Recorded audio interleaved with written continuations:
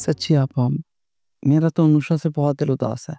बड़ा दिल करता है उसके घर जाऊं, उसके साथ बैठूं, बातें करूं, पर अब जानती है टाइम ही नहीं मिलता।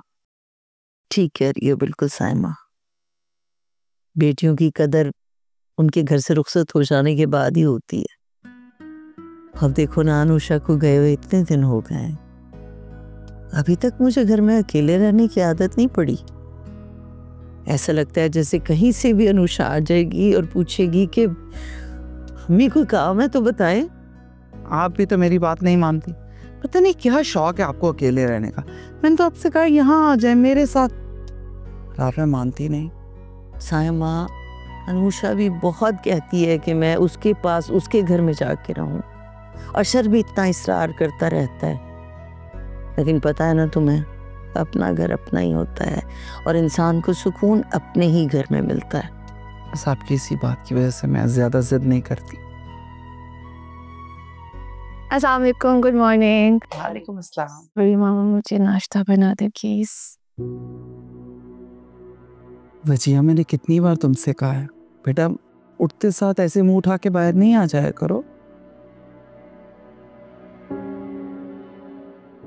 दुल्हनें तैयार हुई भी अच्छी लगती हैं।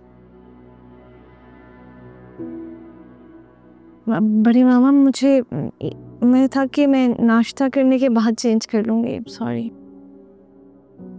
नहीं, जो जाके पहले तुम चेंज कर लो, फिर तुम्हें नाश्ता बना कर देती, ठीक है?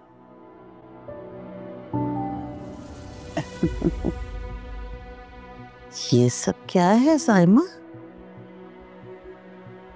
ये तौर तरीके होते हैं घर की बहू बेटियों के? ये वक्त है बजिया के जागने का, दोपहर होने को आई है, अब जाग रही है और नाश्ता भी तुमसे मांग रही है।